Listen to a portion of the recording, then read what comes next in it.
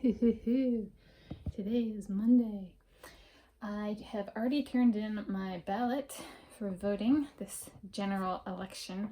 It's an official general and special election ballot, King County, Washington. And so I scanned my ballot and I also made copies, so I have both physical and electronic copies of what I voted for during this election.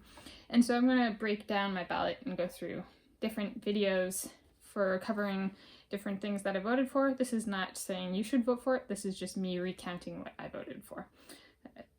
Your vote, your choice, your voice. So this is my vote, my choice, my voice.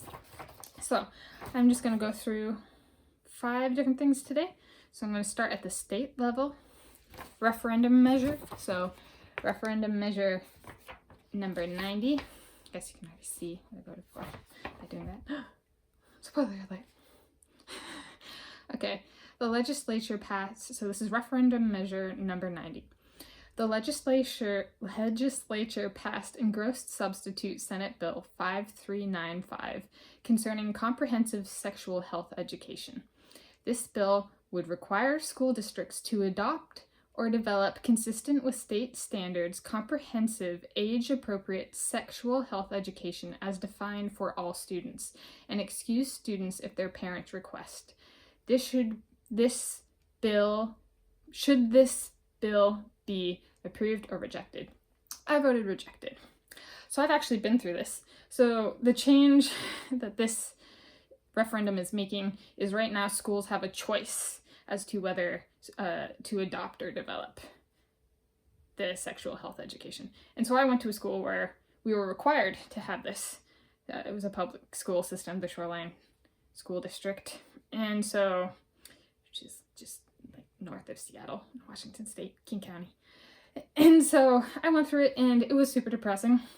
It's very discriminatory towards women, kind of told us we weren't really worth anything unless we were reproducing. That's the word they use, reproducing. Reproduce.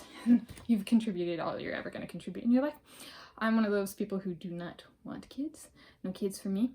And it kind of snowballs. So it starts in 4th grade, goes through high school, and it kind of snowballed in the end with contraception. And I've been raped 2 separate occasions, multiple times on each occasion, and I simplify it as I was raped twice. And the thing that worked was nothing that was taught, but rape was brought up, and then the male students would make jokes about, oh, we're gonna steal this and take it, and you know, that girl over there, she really wants it, even though she says no, which is technically not consensual sex, technically is rape. So I had to put up with a bunch of like pushing of rape culture that was an unintended consequence. At least I hope it was an unintended consequence, because if that's what these people actually designed, promoting rape culture, that, no words, that's just so bad. So, if you're like me, or you're concerned, there's one thing I found that wasn't brought up at all, that was effective when I was raped, and that was my heart. We're born with the contraception we need to not get pregnant in bad situations. That may carry over to good situations too. If you're not ready to have a kid in your heart and heart and you don't want to get pregnant, you won't get pregnant. That is something they did not bring up in the sexual health education curriculum. And that saved my life. I was suicidal afterwards, and that was, I did not freeze, I chose to fight, and that was one of the ways I chose to fight, was by being like, you know what, no, I'm not getting pregnant. Yeah, want in your heart, that's strong enough. Doubt it? Don't doubt it. Girlie, I got you. I support you.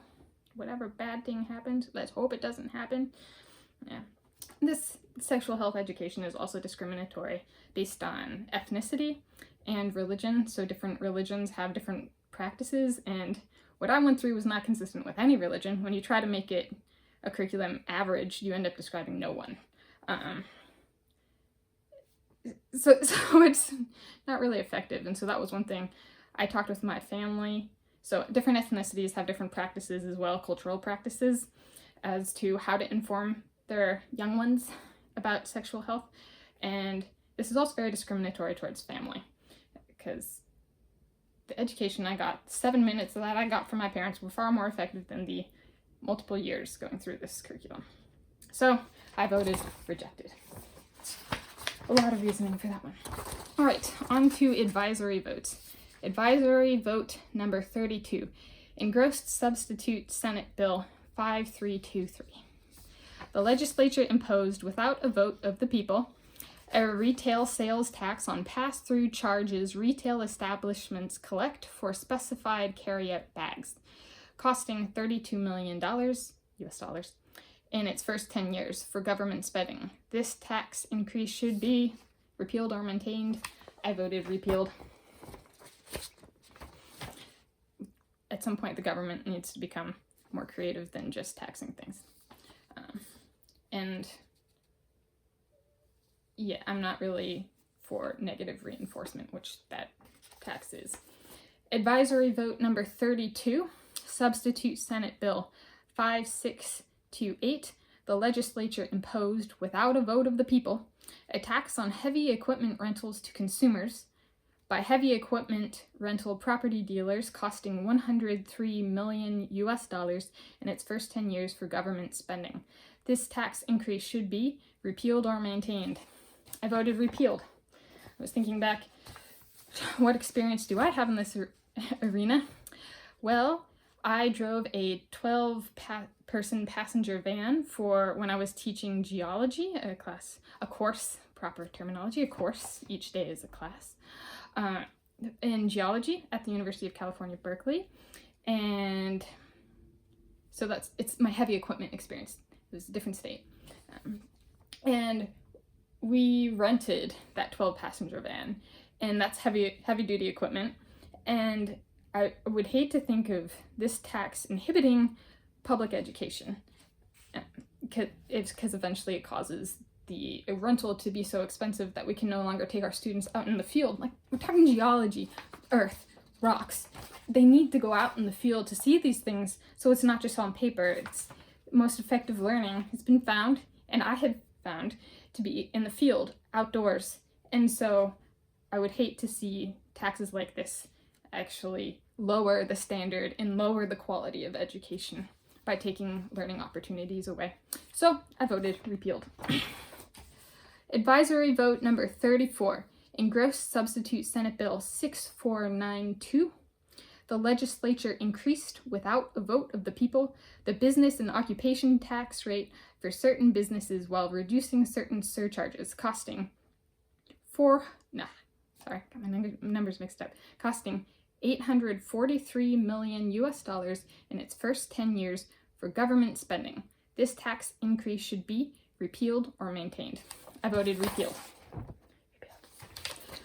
Oh, anytime you get certain and certain, that can easily be changed to harm people. So, just no. Advisory vote, it's not funny, actually. Advisory vote number 35, Engrossed Senate Bill 6690. The legislature increased, without a vote of the people, the business and occupation tax on manufacturers of commercial airplanes, including components or tooling, costing $1,024 million US dollars in its first 10 years for government spending. This tax increase should be repealed or maintained. I voted repealed. Why? I love airplanes and the places they can take me. Yeah. And I want those companies to stay in business, not go bankrupt. Yeah, so I can keep flying places. If you wanted like a more serious reason than I love airplanes, the World Trade Organization found these taxes illegal, so maybe not having a corrupt tax system would be a good thing. Yeah, so I voted repeal. Yeah. So those are the first 5 things on the ballot. So a lot more to go, but it's the beginning. Have a wonderful Monday.